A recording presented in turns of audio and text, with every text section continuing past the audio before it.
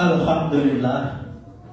Alhamdulillahilladzi arsala rasulahu bil huda wa dinil haqq liyudhhirahu 'ala ad-dini kullih wa kafa billahi shahida.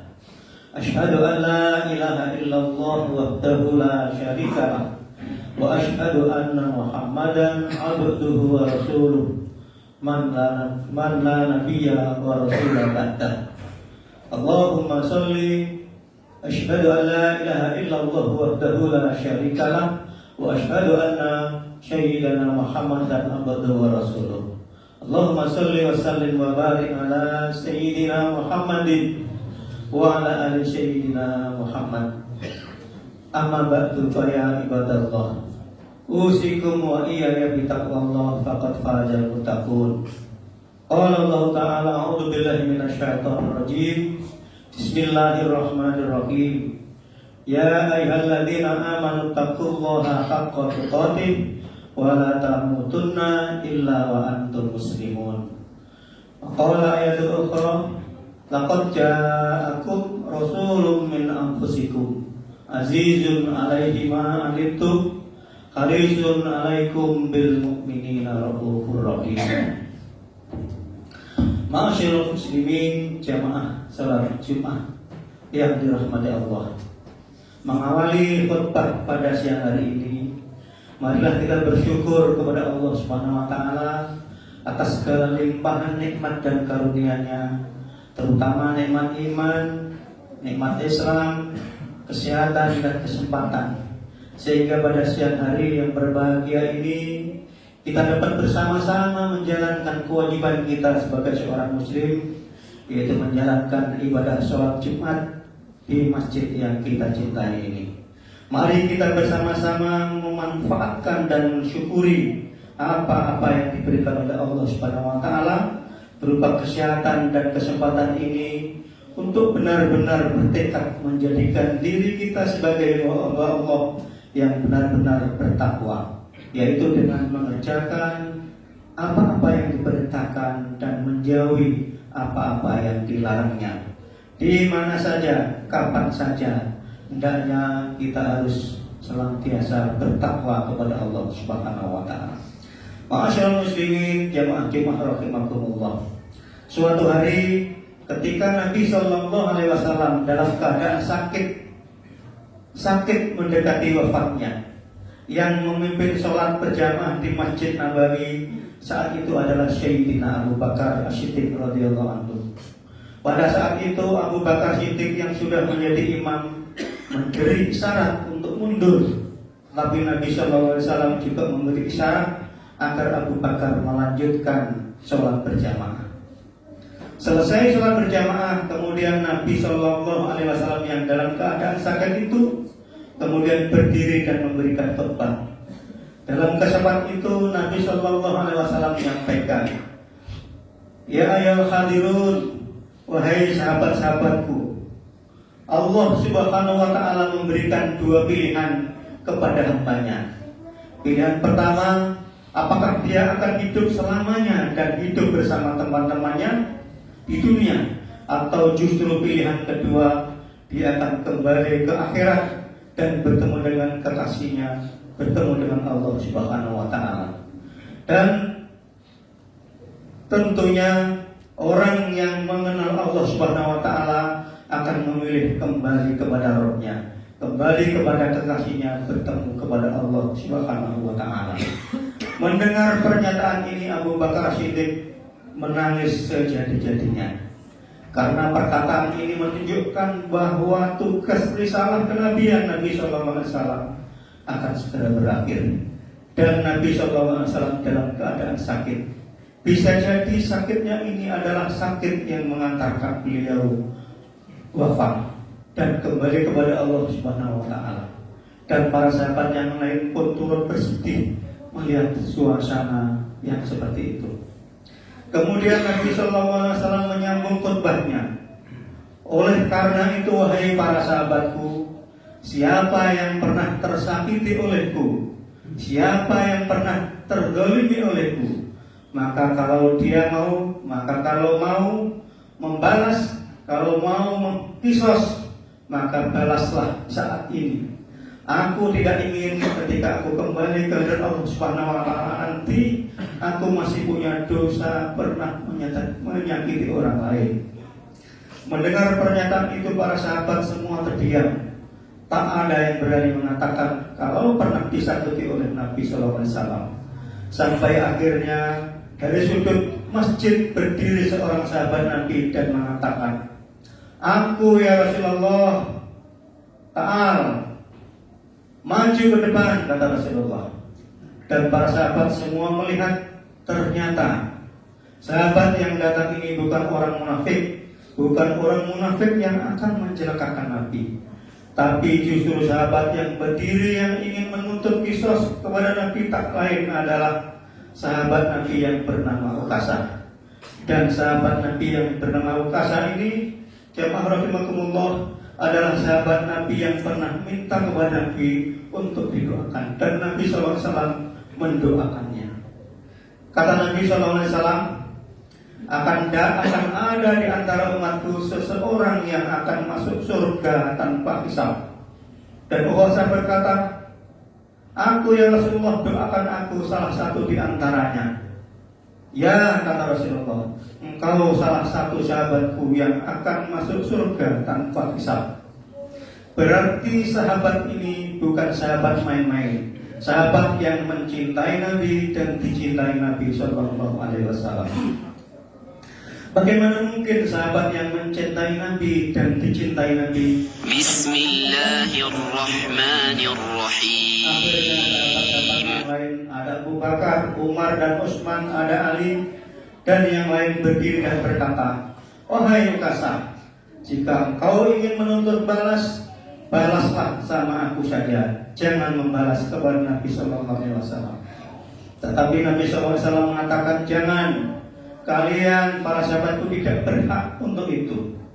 Dan aku tidak sanggup mempertanggungjawabkan di hadapan Allah Subhanahu wa taala nanti jika seandainya dia membalas di akhirat." Akhirnya Rasulullah SAW mengatakan, "Wahai Ukasah, apa yang pernah aku buat kepadamu sehingga engkau menuntut balas kepadaku?" Ukasah mengatakan, "Ya Rasulullah, dahulu saat engkau membariskan pasukan pada perang Badar, engkau bariskan pasukan dengan tongkat. Saat itu tongkatmu tanpa sengaja mengenai bahuku dan sakit rasanya ya Rasul. Maka karena itu hari ini aku ingin menuntut balas ya Rasul, agar aku juga bisa membalaskan cambukan tongkat itu kepadamu." Kalau begitu silahkan ya Ukasah. Para sahabat dan yang hadir menangis. Bagaimana mungkin Rasulullah dipukul oleh seorang sahabat? "Silahkan ya Ukasah," kata Rasulullah. "Ya Rasulullah, saat itu engkau memukul aku dengan tongkat, tapi saat ini aku tak punya tongkat." Maka Rasulullah pun mengambilkan tongkat dan menyerahkan kepada Ukasah. "Ya Ukasah, silahkan pukul aku." "Ya Rasulullah, saat itu engkau memukul aku sedang aku tidak memakai baju, tidak berpakaian. Maka aku ingin membalas engkau juga seperti aku saat itu tidak memakai baju." Maka Rasulullah pun melepas bajunya hingga kelihatan kulit badannya yang mulia. Para sahabat pun menahan marah.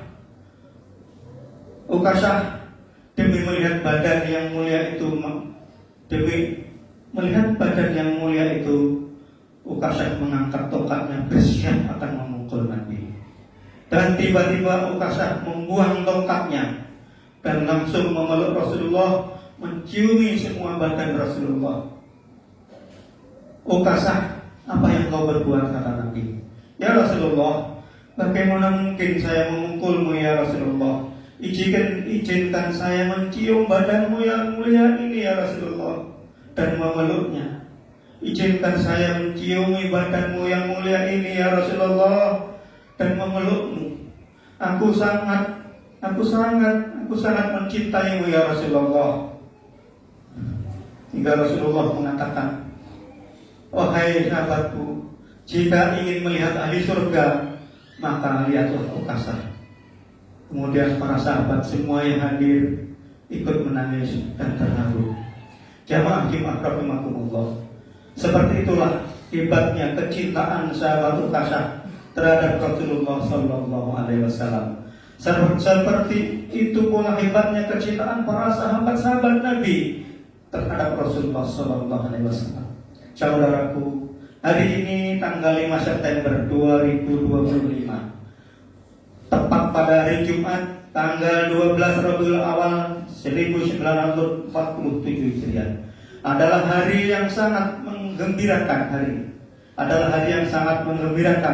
Hari di mana Rasulullah Sallallahu Alaihi Wasallam dilahirkan, bulan di mana Rasulullah Sallallahu Alaihi Wasallam yang agung dan dicintai oleh Allah Subhanahu Wa Taala dilahirkan. Oleh karena itu, apa yang dapat kita lakukan dalam momentum peringatan Maulid Nabi Muhammad Sallallahu Alaihi Wasallam yang mulai ini?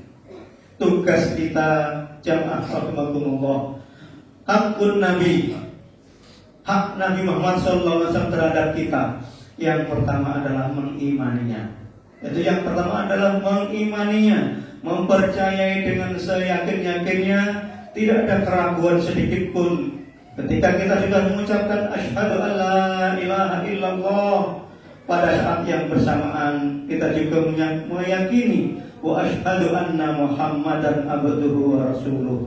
Yakin seyakin-yakinnya bahwa Nabi Muhammad adalah utusan Allah. Kemudian setelah kita yakin seyakin-yakinnya beriman kepada Nabi Muhammad SAW, selanjutnya adalah kita buktikan dengan membenarkan apa yang dibawanya, apa yang diajarkannya, dan mengamalkan serta menyebarkannya.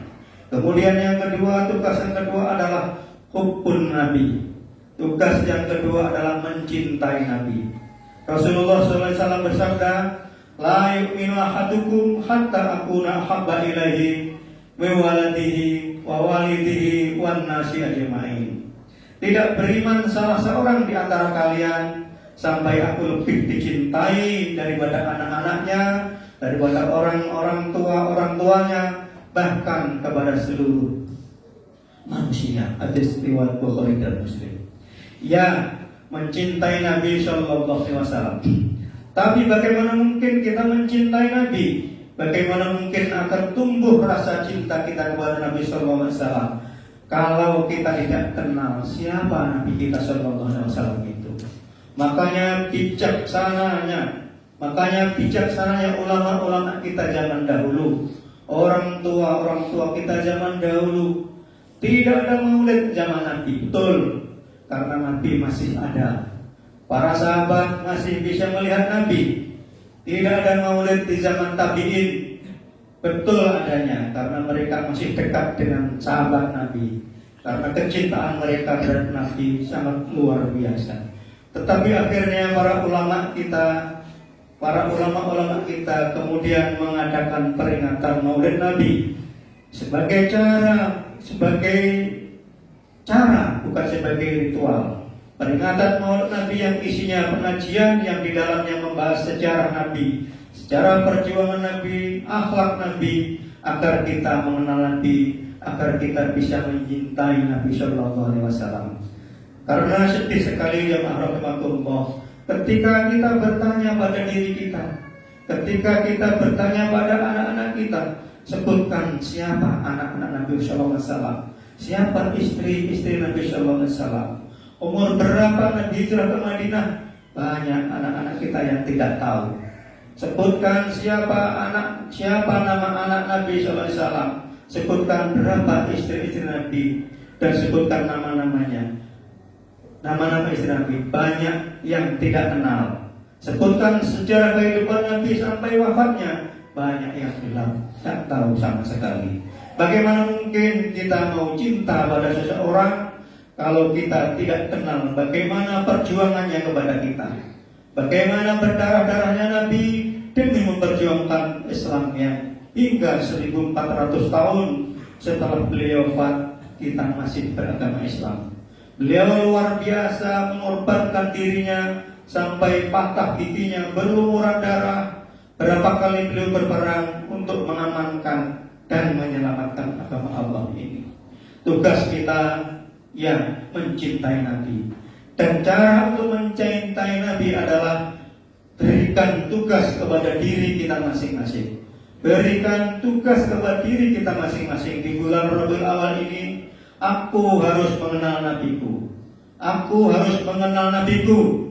Apakah dengan cara nonton ceramah-ceramah ustaz-ustaz di YouTube, di televisi, atau dengan menghadiri pengajian-pengajian di peringatan Maulid di setiap masjid atau musala, menghidupkan peringatan Maulid Nabi sebagai cara kita untuk mengenalkan anak-anak kita, untuk mengenalkan kembali kepada diri kita yang sudah lupa kepada Rasulullah SAW, dan mengenalkan kepada anak-anak cucu kita yang mereka lebih kenal kepada aktor-aktor film di YouTube, lebih kenal dengan para pemain sepak bola, lebih kenal dengan game-game yang ada di media sosial atau di YouTube. Kembali ketimbang mengenal Rasulullah SAW, ketimbang mengenal keluarga Nabi SAW. Oleh karena itu, tanamkan rasa cinta kepada anak-anak kita, tanamkan rasa cinta kepada Nabi, anak-anak kita dan keluarga kita, karena cinta akan datang jika kita mengenalnya. Dan yang ketiga adalah tugas kita adalah mengikuti dan mengerjakan ajaran-ajaran yang ditanggal, apa-apa yang ditinggalkan oleh Nabi dan apa-apa yang dilarangnya. Allah SWT berfirman, "Qul in kuntum tuhibbunallah fattabi'uni yuhibbukumullah wa yaghfir lakum dzunubakum wallahu ghafurur rahim." Katakanlah wahai Muhammad, jika kamu mencintai Allah, ikutilah aku. Niscaya Allah akan mencintaimu dan mengampuni dosa-dosamu. Dan Allah Maha Pengampun, Maha Penyayang. Ali Imran 31. Masyaallah muslimin jamaah rahimakumullah. Akhirnya semoga di momentum peringatan Maulid Nabi Muhammad SAW kali ini kita dapat lebih mencintai Nabi kita, dapat mengikuti dan mengamalkan ajaran Nabi, dapat memegang teguh sunnah-sunnahnya, dan kita layak kelak di yaumil qiyamah mendapatkan syafaat Nabi Muhammad sallallahu alaihi wasallam. Amin amin ya rabbal alamin. Barakallahu li wa lakum fil Qur'anil azim wa nafa'ani wa iyyakum min ayati wa dzikril hakim. Aqulu qouli hadza wa astaghfirullahal azim li wa lakum wa li sa'iril muslimina wal muslimat fastaghfiruhu innahu huwal ghafurur rahim. اللهم صل وسلم وزد وعنعن وتفضل وبارك بجلالك وكمالك على أشرف عبادك سيدنا ومولانا محمد وعن كل الصحابة أجمعين.